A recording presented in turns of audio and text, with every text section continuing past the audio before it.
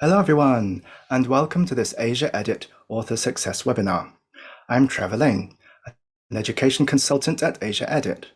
I've been helping researchers to publish their work and win funding and awards for the past 25 years, and I've edited hundreds of grant applications. In this webinar, I'll provide you with some strategies for preparing effective research grant applications, focusing on the Hong Kong GRF or General Research Fund applications. In this hour, we'll cover how to plan a good research project, how to plan your grant application, and my top tips for preparing a research proposal and funding application.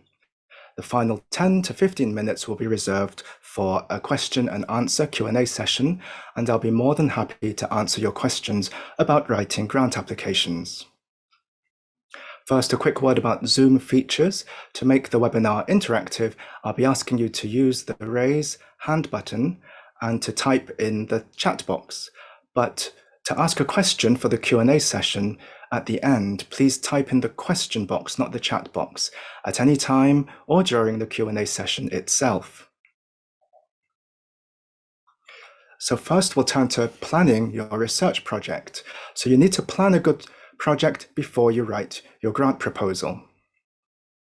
First of all, either raise your virtual hand if you think this is a good research project, or type in the chat box reasons you think it's not a good research project. So I'll read it out.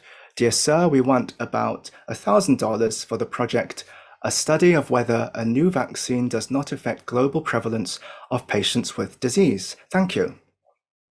So raise your hand if you think this is a good project, or type in the chat box reasons it's not a good project.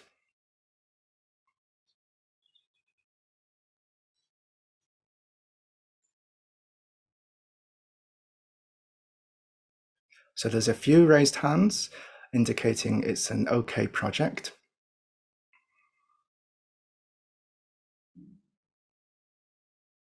Does anyone think it's not a good project? You can type in the chat box why you think it's not a good project.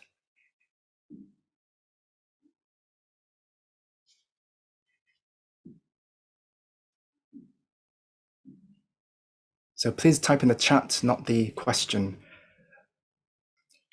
So someone said no, or the global prevalence is too large of a scope. It's not a good project, not specific. Yes, those are good answers. So actually, sorry for the people who put your hand up. It's actually not a good research project, so this would not be funded. First of all, you wouldn't just write a letter to say, dear sir, please give us money, thank you. So there's something wrong with the proposal method. That's why we have a grant application procedure. We don't actually know what the dollar means. Is it US? Is it Hong Kong? And the amount looks funny. There's a comma after the 10 and before 2 zeros. Is that a typo? Is it meant to be $1,000 or $10,000? Or is it like the European style where the comma is a decimal point? So it's $10. So be careful about that. And actually $1,000 or $10,000 wouldn't be enough for such a big project. So the people who wrote it's too wide a scope are correct.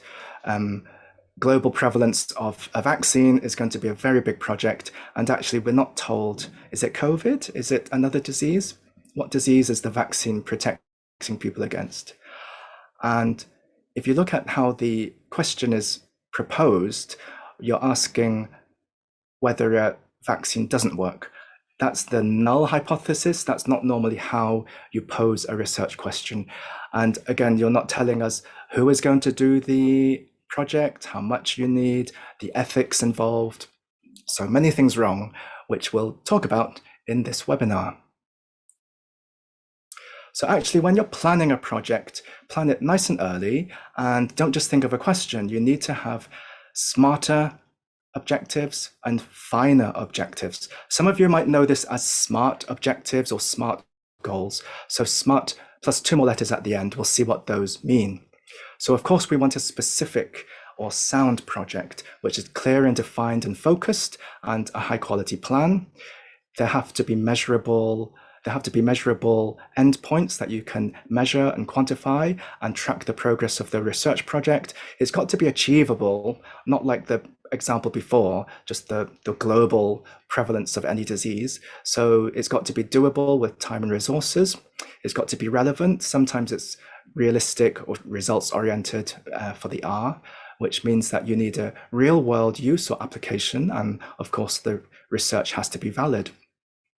And T for time bound or timed, meaning you need a time frame, deadlines.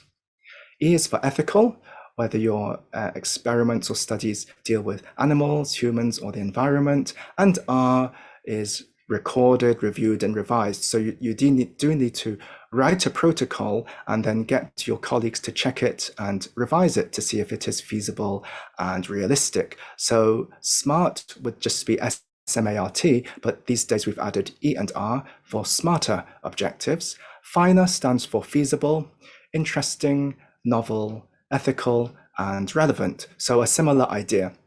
So actually, when you're planning a research project, it's got to be smart, smarter, and finer. Now, the planning, of course, happens early on. So there is a project cycle. You need a good research question at the beginning. So this means you need to develop a specific and useful research question and goal. You need to actually do a lot of research called an environment scan or needs analysis, basically a very thorough literature review. And it's not good enough just to look at the literature. You need to ask around who will benefit from your study. So you need to do a stakeholder consultation and also competitor analysis. There's no point doing a study that someone else is already doing. You need to design your study well. It's got to have good objectives, good methods, and you write your detailed protocol plus a data management plan. How you handle your data is going to be part of your study. Get feedback, as we said, and then seek ethics approval. Select your team and prepare your realistic timeline and budget and apply for funding. So this is what we will talk about today. Then you follow the protocol, make the purchases that you need, and then do the actual study, collect, analyze data, and then go to conferences, prepare early presentations, and get lots of feedback to improve your study if it's not finished yet, or to improve the way you report it. You can upload preprints, or before you make your research public, it could be patentable, so apply for a patent early. And your funder will require you to write progress reports. At the end, you write up your research, you write up an end of project report for your funder, and then you share your article, share your data. But then your work isn't finished. You have to do knowledge exchange and start promoting your work so that it gets disseminated to a wide audience, and you can actually put your results into practice to make your research output, that's your papers and data, make them have outcomes and impact. We don't mean impact factor, but we're talking about societal impact. And then as you apply your findings, you help society and identify new gaps. Now, this knowledge exchange part is quite important now because you have to prove your work is having an effect in society, and you're making an effort to go beyond just a published paper. And your institution will ask you to write reports. They do research assessments every now and then, and the government or the funders will ask for an impact case study or impact report for how your study was actually used. And that's how the funder determines institution level how much money to give to research, to the next research project. And your own future grant applications will depend on the success and impact of your past work. So how do we define a project? How do we get a good research question and write a research proposal? Well, we go back to basics and we look at the variables in a research question. So many experimental types of research or observational types of research will need an independent variable. So this is the applied or test or control conditions or the treatment or intervention. So think of independent as the intervention. They both begin with I and N. And then the dependent variable is what you're measuring. So this is sometimes called the outcome variable or the response that you're measuring. And then be clear about your sample and setting and how you select your either patients or participants or animals or even your materials. And for studies that need samples of animals and humans, you need to have a power calculation. This is quite strict now, so all funders will ask for a power calculation, as well as define your controls and control treatments. And then finally, the study design is important because there are different types of evidence level, and your study design will determine whether your study and results are valid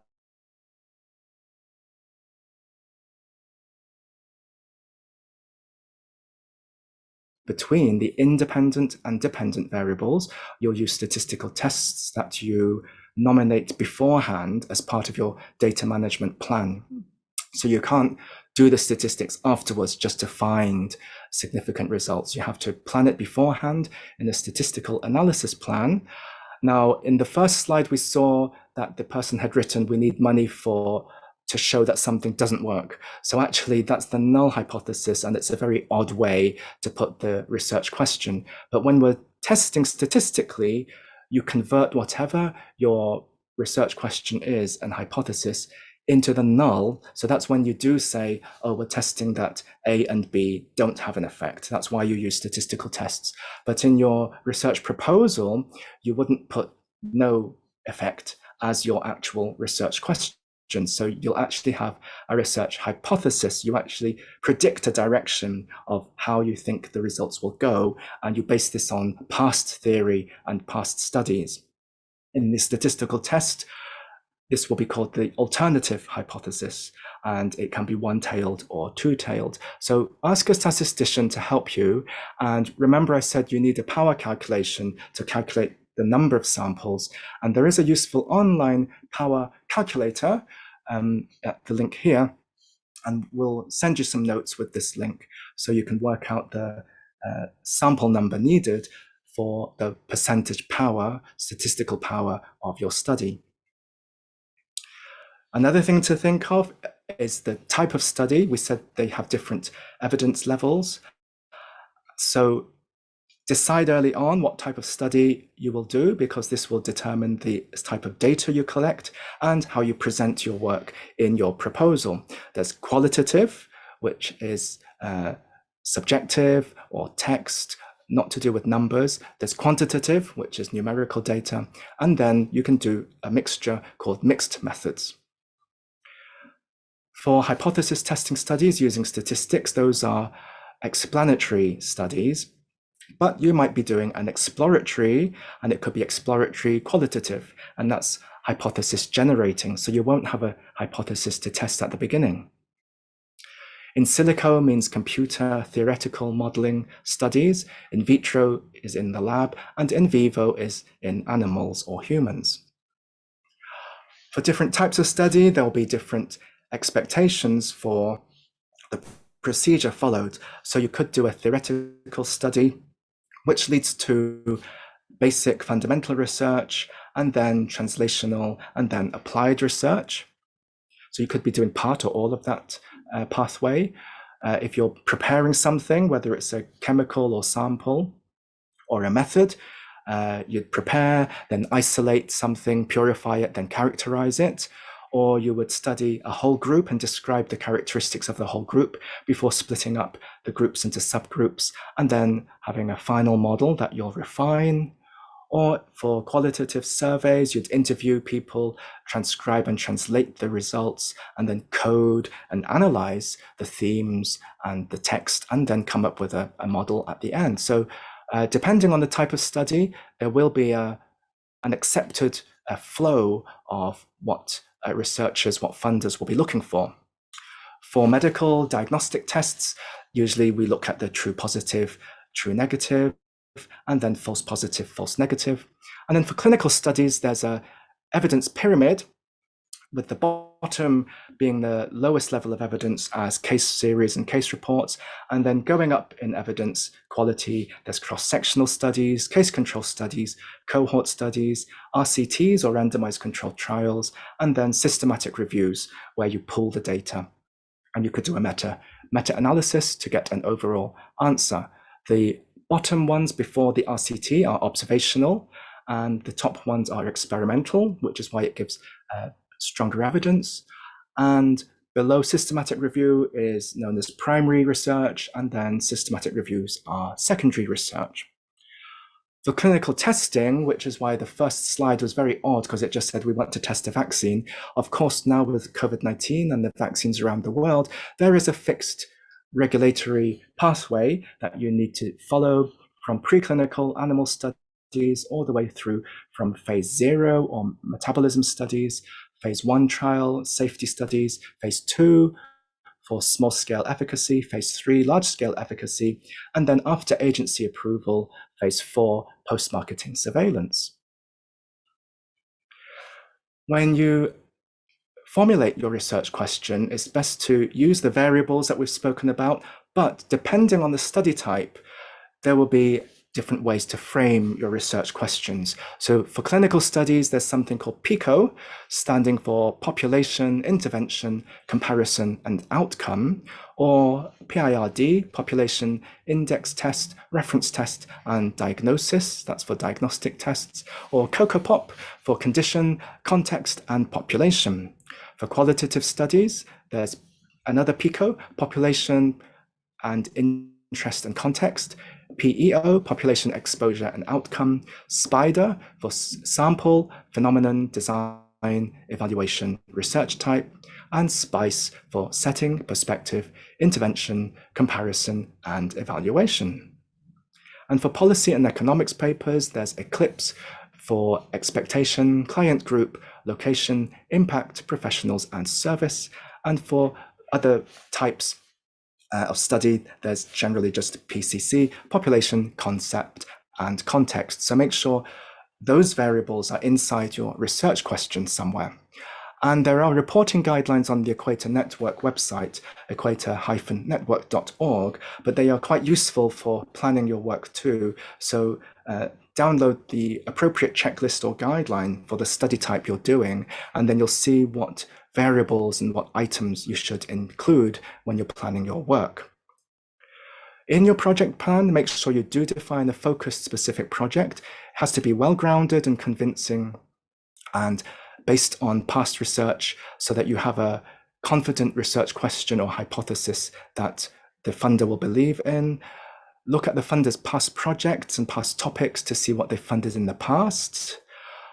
Do a thorough literature search to make sure no one has done the work before, and then specify things like the duration, location, and setting of your project and the sample size and selection method. We've spoken about the study design and the protocol, as well as ethical considerations, and some grant funders, for example, in the US, ask for a diversity and inclusion item as well. You don't want to, for example, only be studying either men or women when you're studying a treatment that is meant for both men and women. The reproducibility of the methods is important, so check the validity and reliability and the controls and the number of replicates you're doing, any biases or confounders, and your data handling plan. And then make sure you do have measurable outcomes and criteria for success, appropriate cutoff values, limitations, and ways of overcoming those limitations. So no method is perfect, and you have to be able to predict what problems might come up and then give an alternative plan and expected results. And you need to say how you will share your results and data and how they will have an impact, especially outside academia. Your team has to be a good team with good experience, with specific study expertise, for example, for the study type that you're nominating. And your institution has to support you. You need ethics approval and to nominate, to declare all your conflicts of interest. And some funders ask you to nominate reviewers, which have to be non-biased and objective reviewers. No plagiarism, no falsification, and no double funding. You can't keep submitting the same project proposal to many funders. You need a clear timeline and budget. So this is where the budget sheet will come in, the table you have to fill in, and supply quotes if you have to, and also add the costs of data management and publication and knowledge exchange if you can. Then supply data if you've done some pilot experiments to show that something works and that your protocol is going to be successful, and supporting files including letters of collaboration, ethics approval letters, and your clinical trial protocol. To apply for the actual funding, you need to match the funder's mission and the conditions. They might only fund certain disciplines or certain study types. Is the funding competitive or non-competitive? Who is the contact person? What is the type of funding? Do they have, for example, the Hong Kong scheme has a special early career scheme for early career researchers? Do they fund only new studies, or can you resubmit a rejected study? Clarify your budget, the amounts you need, and of course the currency. And the funder will specify items that are allowed and not allowed. So make sure you don't put down computing or phone equipment in the budget, because that's usually not allowed. The funder will give you information on the pre-award procedures, so how to apply. There will be a letter. So a letter from the Hong Kong UGC was just issued last week. And so this is sometimes called the RFA or RFP, the request for application, request for proposal. There'll be the rules set out there. Sometimes you have to write a letter first. So it's called a LOI, letter of interest or intent or inquiry. But for the Hong Kong one, you don't, you just fill in the form. And for the Hong Kong one, you submit your application online and you get a reference number. And they use external peer reviewers, and the funder will let you know whether you have a chance to revise or not. There's a limited revision step allowed in the Hong Kong scheme. There's also details on the post-award. How will you get your funding? What reports do you have to write for the funder? And does the funder expect you to publish your results in an open access journal to share your article widely or not? And whether you're expected to share your data publicly. So read the application notes very carefully so you know what you have to do before and after the funding. So let's move on now to planning your grant application. And the Hong Kong scheme and many schemes now, I said, will emphasize societal impact. So in the chat box, write down what you think, what is impactful research? How do you think impact is defined?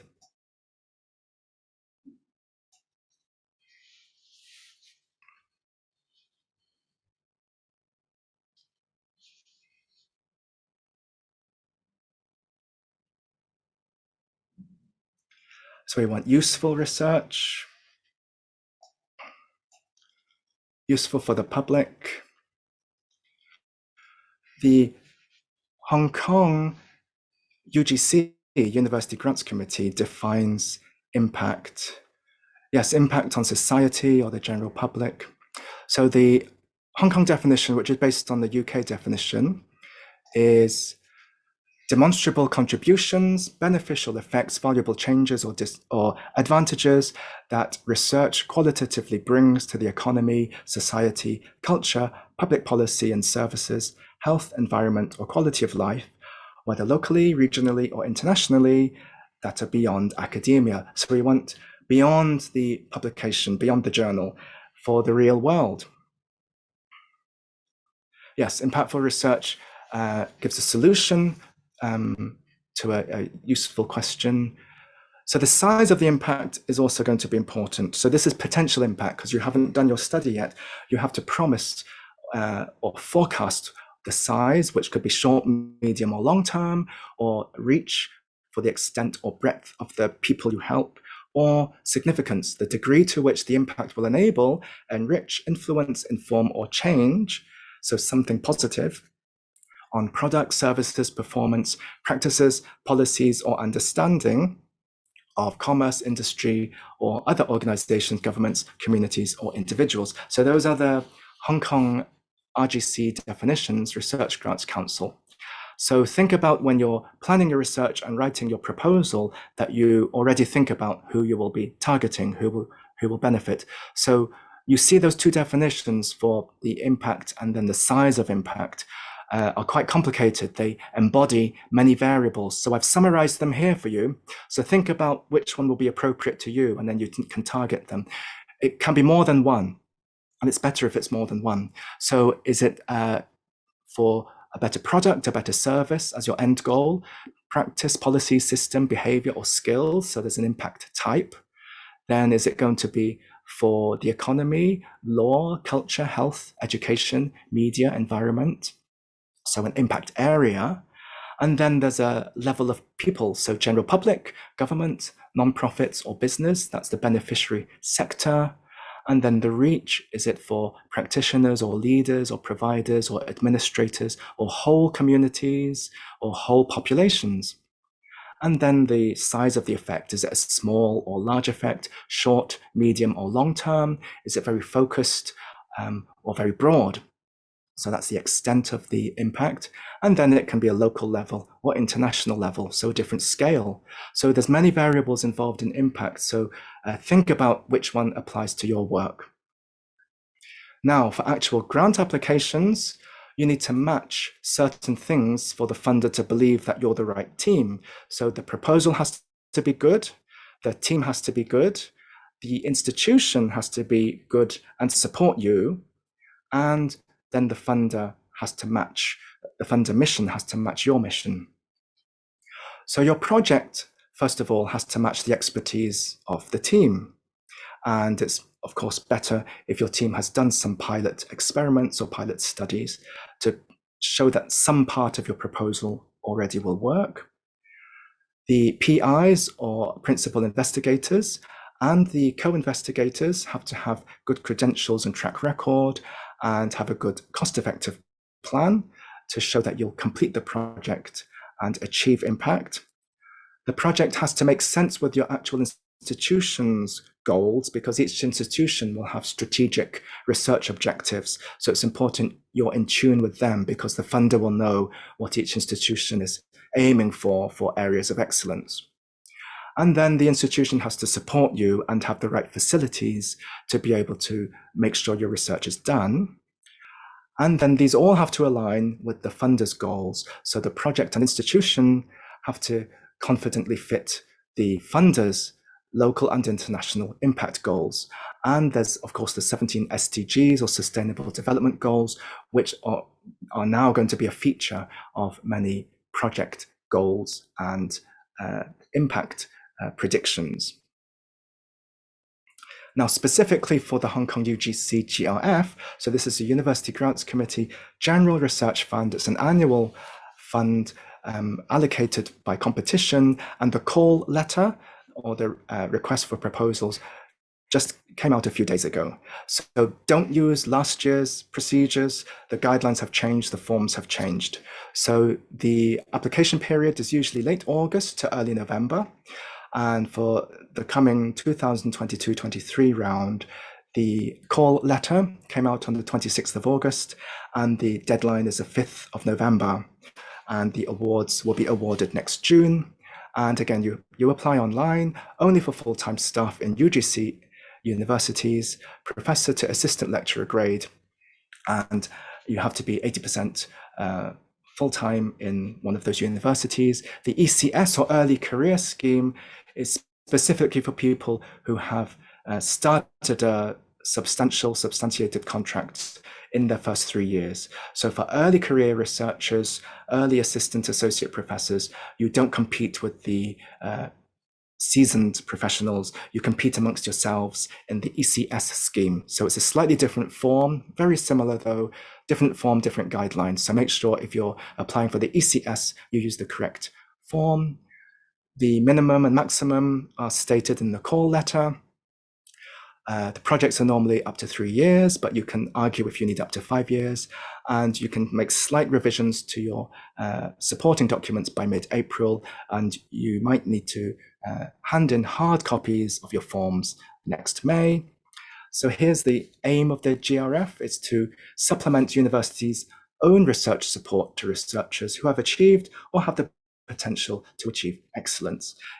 It's meant for both basic and applied research, but only one application per principal investigator, although you can have your name as a co-investigator on another grant application for an unrelated topic. So what are the assessment criteria for the GRF? There are 5. First, the heavily weighted one is for academic quality and merit, so the scientific and scholarly merit of the proposal, the track record of the investigators, the originality and feasibility of the proposal, the university's commitment and support of the researchers, contribution to academic or professional development,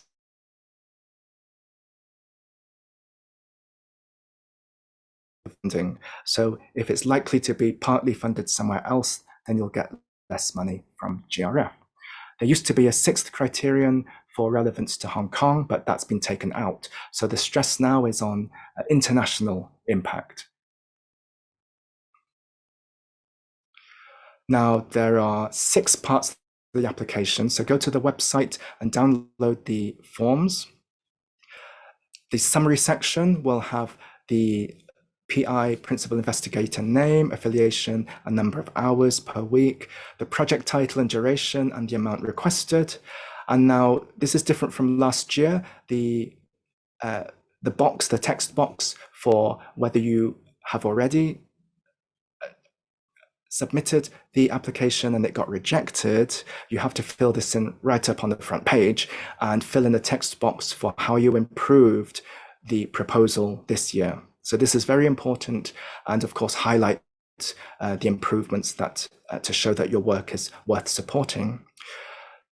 Then the primary or secondary field name and code. So there's an appendix in the guideline notes with subject codes, keywords, and your 400-word project abstract. So these are important because these will be looked at early on by a member of the panel, subject panel, and also the keywords and the topics will be important for indexing, for the review triage, so which panel gets your proposal, and later on for keywords for public searching of the government website. So be very careful, these aren't just last-minute keywords and topic names. You have to pick the correct name of the subject area, because this will go to that panel. So I've heard stories where someone's research was borderline between 2 areas, but they put it into the second one, not the first one. And then of course it went off to a panel which wasn't really relevant, and then they rejected the proposal. So be careful of the keywords and topic words. Then there's an 800-word, you have to supply an 800-word CV and an 800-word collaboration plan to say who will do what in your team. Again, these have been moved up from a later section. So these are now very early on in the application form. The middle part is the research plan itself. So 800 words for the project objectives, a project statement of 10 pages, pathways to impact statement of 2 pages. This is why impact is important early on. Reference pages, 3 pages for references, dissemination plan for which journals and conferences you'll go to, which projects you're doing now and what grants you've been funded now, the budget sheet, the ethics statements and data access statements, and then the appendices, which is just 1 page for an education plan, only if you're planning to train undergraduates in research, 1 page for a technology transfer plan if your work is potentially patentable, and letters of collaboration only from your own team, as well as ethics and approval letters. So there are not letters of general support. Don't just get a famous researcher to write a letter of support for you. It's not like a job application where you have reference letters. So only letters of collaboration of your team members agreeing that they will be part of your team. Lastly, your university will make declarations for how they will support you, that they've done a plagiarism scan of your work and checked for plagiarism, and that you're a full-time member of staff and you're eligible to apply. So to summarize the main sections of the GRF, you need, of course, to follow all the guidelines and recommendations, even for the formatting. So sometimes it's best if you draft everything in Word and upload it online in the text boxes. But for the pages which you have to upload as PDFs, then of course type them in Word.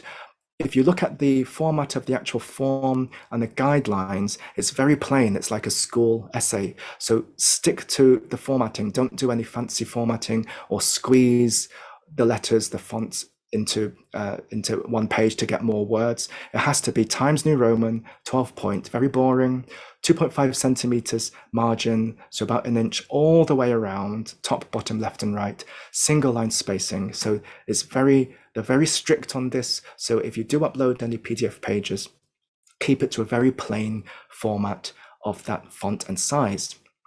Generally, of course, be complete, clear and concise. State why your project should be funded, why it's worth it, and no plagiarism.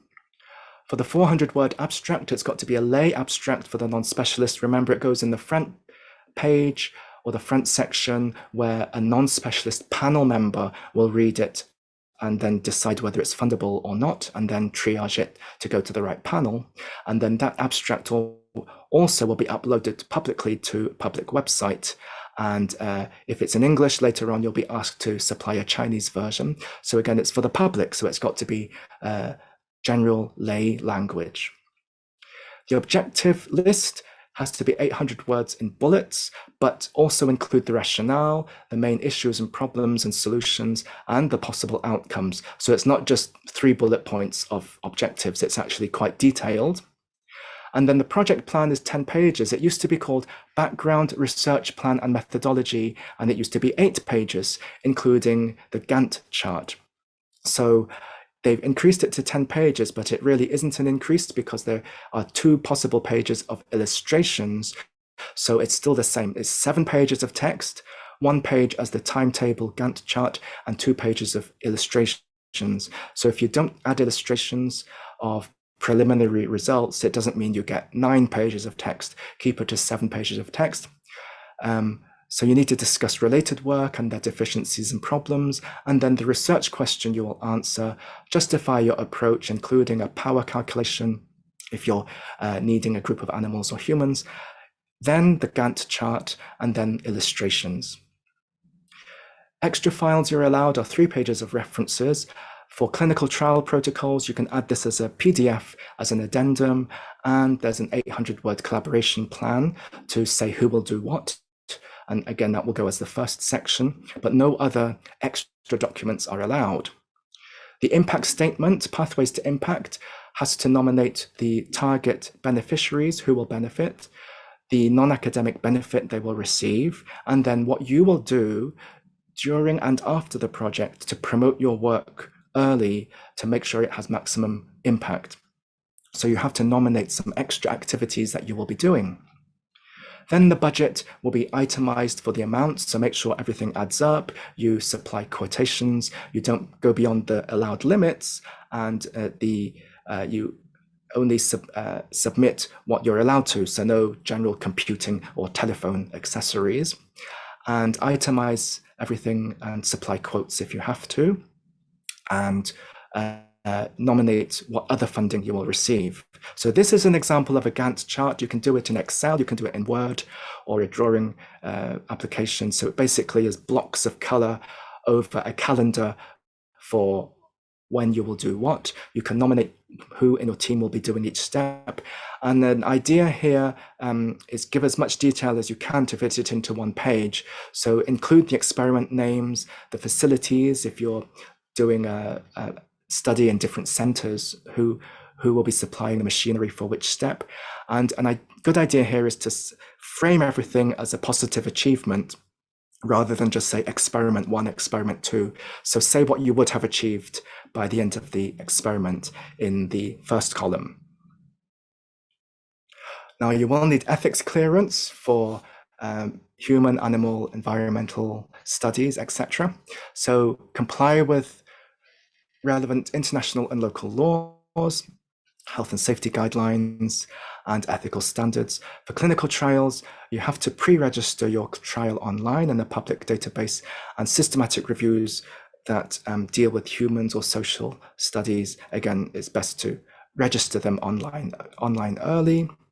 For animal and human studies, including social sciences, the PI has to apply for ethics committee or institutional review board clearance, and then you have to supply the letter as part of the appendix.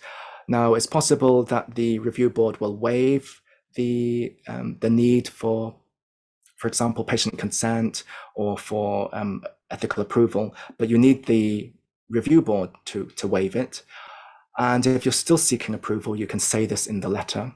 And for clinical studies, you can actually indicate that you will seek funding, you will seek approval if the project gets funded. So you wait for the funding letter before you apply for approval, but then you submit the documents retrospectively. So this is to not waste time, but you will have to get approval and to register your study online. If you need special permission to use data from the government or official or private sectors, you'll have to say whether you're getting permission for that as well. And then it's important to share your data and your publication plan. So there will be an end of project report that you have to write that includes documents for the public, and that will be on the government database. So you have to agree that you will supply those items, including, for example, a URL for the data repository of where you store your data. So this means data archiving is important, and it will help with your application if you plan for which repository you'll be uploading your data to and how you'll be sharing your anonymous data. And it's important to find target journals early on because they might charge open access fees, which you can include in your budget sheet.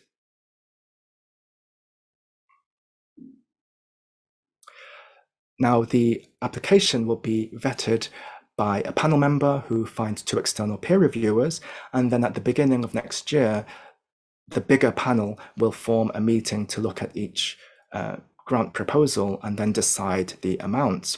And there's 5 different gradings or points that they can give out. Actually, it goes up to 5, but there's a 4.5 and a 3.5.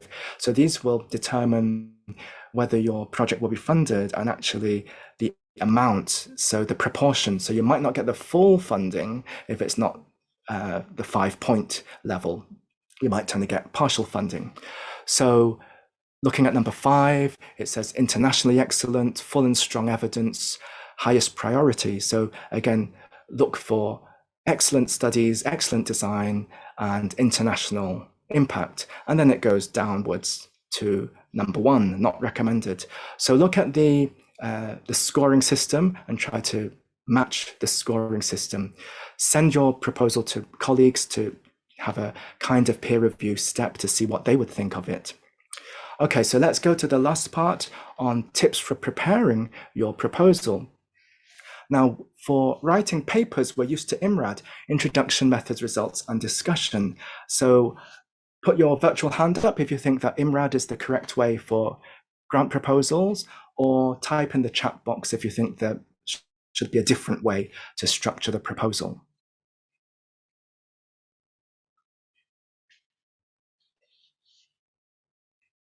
Okay, so someone's put their hand up. Someone's written different way. So it's going to be a different way. It's kind of based on IMRAD, but you don't have results, so you can't do a proper IMRAD. So the last 3, so even though there's no discussion in the abstract in IMRAD, it's going to be different for grant proposals. So generally, the introduction is taken up by the study context and arguing for the need and proposed aims and rationale. And then you don't have your methods and results yet. So it's your proposed methods, expected results, and then predicted impact. So again, there's no discussion yet, but you have to forecast how useful your work will be. And then, of course, the budget sheet will be the resources you need.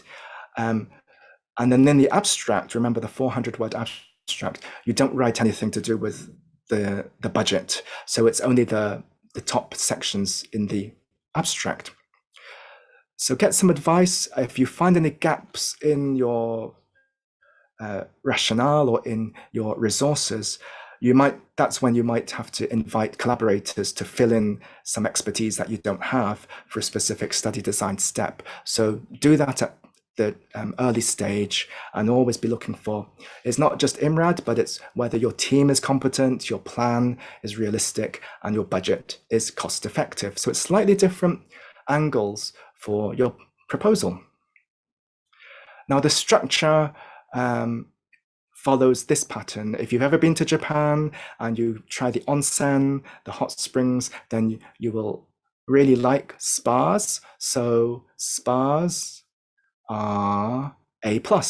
So spas are A+, especially if you go to onsen in Japan. What does it mean? It means situation, problem, analysis, solution, action plan, results, evaluation, and then application plus impact.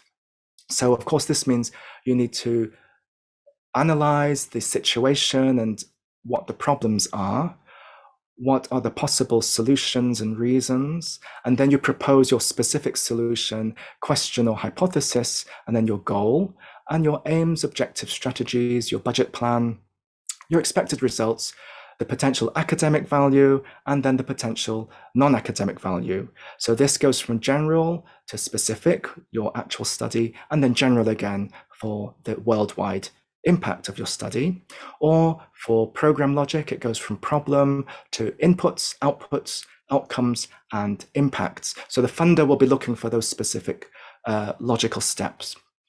And the goal is going to be your overall long-term target, but your aim is going to be specific out of that. You won't have the time and money to do everything. So nominate the aim. Your objectives are the steps towards the aim, and then the strategies are the methods you use to achieve that aim. So goal, aim, objective, strategy is going to be the hierarchy you use.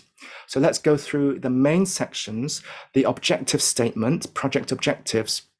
I've given you some hints in the text on the left, but basically the structure for 800 words is to use bullet points and be very brief. Just use note form. You don't have to have full sentences. Put the aim at the beginning based on, remember, the frameworks we spoke about, the PICO, SPIDER, the Eclipse. So match the study type to the aims and research question. Then go from problem to solution logic when you define your key issues and research question and hypothesis and your approach, and go from general to specific logic when you are defining your goal, aim, objectives, and strategies. So to about 250 words is a good length there. And then up to 300 words would be the actual bullets for your objectives. But don't just put one sentence to define your objective. You have to also explain why it's relevant, what your research hypothesis.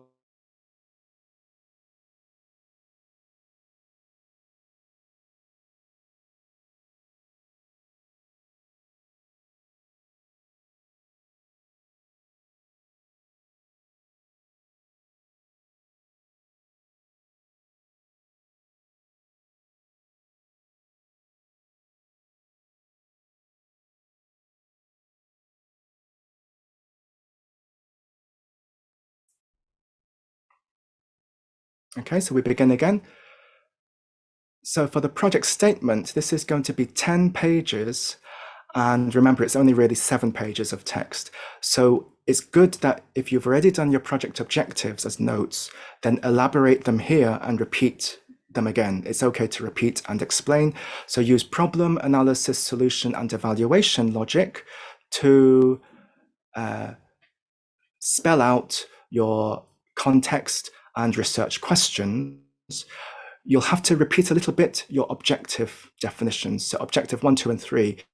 Here in the research questions, you explain why. And then in the research methods, you repeat objective 1, 2, and 3, but then you actually give the methods of each objective. So you will have to repeat a little bit because this is a new format. They want questions separate from methods. Before it was slightly different.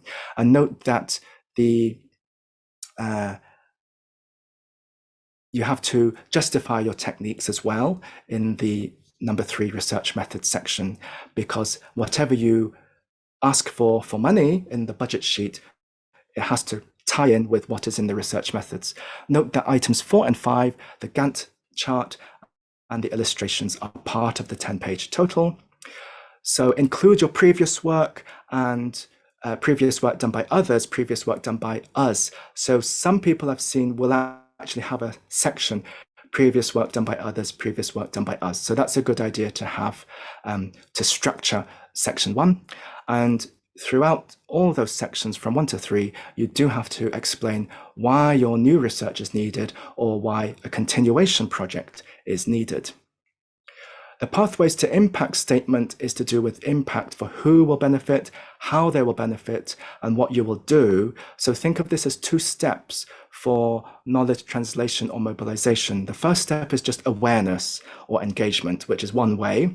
You just transfer, disseminate your knowledge. The second step is helping people decide, make decisions. So this is knowledge uptake, adoption, and implementation. So again, use smarter objectives, give specific target groups. I've given you some ideas here of who you could target, the type of event you will be holding, and then how you will evaluate your knowledge exchange activity. So this will look like something like this for 2 pages. Elaborate that last paragraph of the project objectives, which was about outcomes and impact. So give a summary of what you will achieve, then nominate who your audiences will be, and then how they will benefit beyond academia, for example, economic, public health, environment. And then what you will do as itemized activities and interventions. So will it be telephone interviews? Will it be a questionnaire? Will it be chatting to some stakeholders? And will it be forming guidelines at the end that practitioners can use?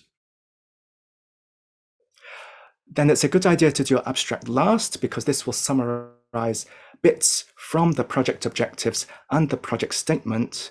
Define your problem at the beginning and explain why it's important and what the specific problem is. Then pose your question or hypothesis and approach. Then go down the hierarchy from goal to aim to objectives and strategy. And then promote your team to say why they are suitable and why they have the expertise. But you can put this earlier on if your study is a continuation project, because your work will be defined earlier on in the abstract. And then at the end, you have to predict your outcomes. Make sure that you say you will answer the question or give a solution to the problem, and your work will be useful for the field and world.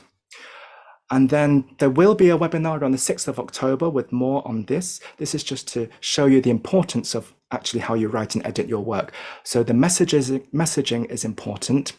When you give the general status or talk about other people's work, actually frame it so that the positive, the good news comes before the bad news. So although something positive, then end with the negative. That's going to be your problem. Then when you talk about your work or what your proposed project is, it's best to start with the negative, with the bad news, and end with the positive. So although negative point, then end with positive point, because that's what you will be promising to do in your study. Don't just say knowledge is lacking, so knowledge gap is not enough. You have to explain the importance and go through step by step to lead the funder to believe why your work is important. And don't just say you'll describe the effect of X on Y, because if your study design was a randomized controlled trial and you use wording such as describe, then you've turned your project into a descriptive study and observational.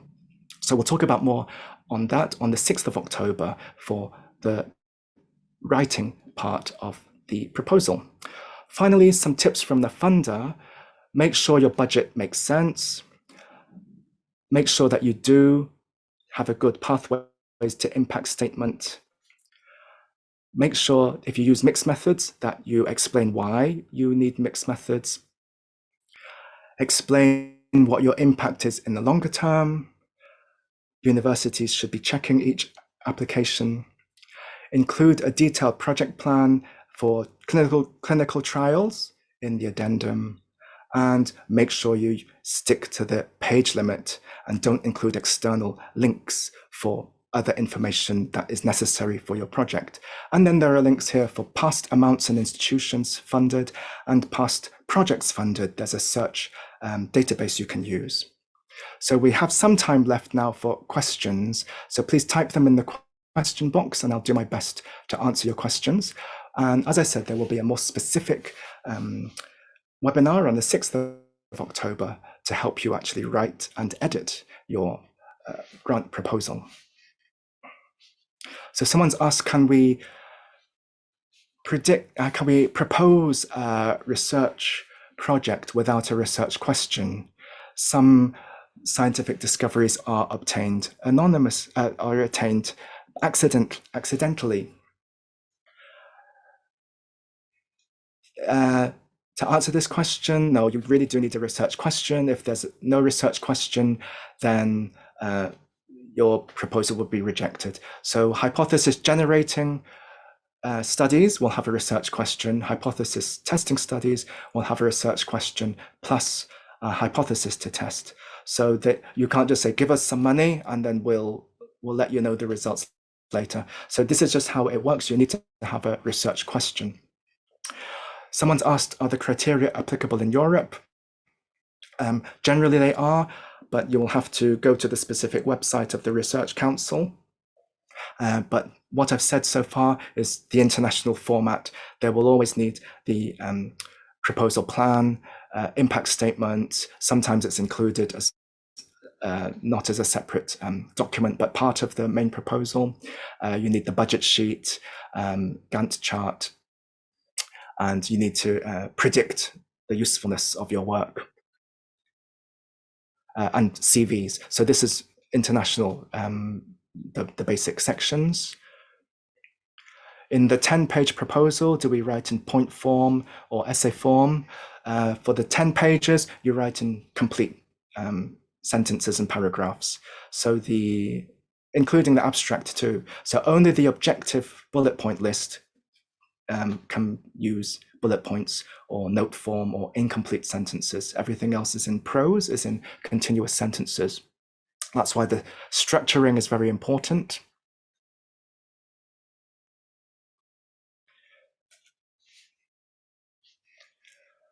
Could you share practical tips for adding value for humanities studies? Well, for humanities and social sciences, there's always going to be a use for whether it's going to be social, political, economic, even literature.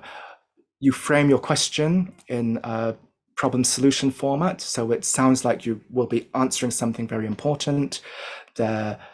Link it to something in the real world, so even something very archaic or old, you can find modern parallel or usefulness, even if it's to promote your topic in school or promote public knowledge of a certain thing. So it doesn't matter what area, what discipline.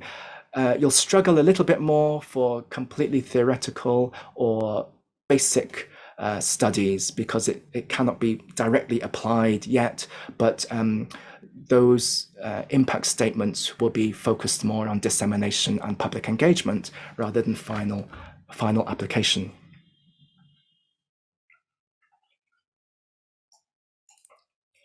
And could you share some examples of funded projects? In the notes, the links should be active. So that very last link, there's a search database of the GRF and also actually any other funder. So NIH, Japan, they all have a website of funded projects where you can look at least the abstract of what they proposed. And the completed projects also should go online because there's an end of project report, and again it's for written in lay language, and the summary of what they found was there with the, for example, percentage of objectives that they achieved.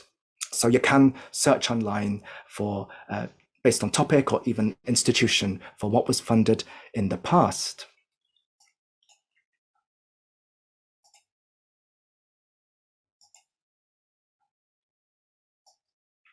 Okay, so any more questions? We have time for one more question.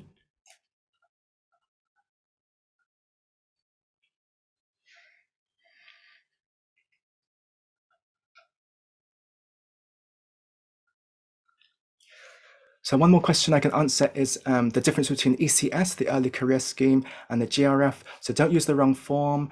The ECS focuses on early career researchers, and there's a special section that they encourage you to teach research to undergraduates. So you can get funding for undergraduate helpers to help you with the research, but also it's a teaching component, and that's where you need the one-page education plan as the appendix. So ECS scheme has a slightly different form and emphasizes a teaching component for early career researchers.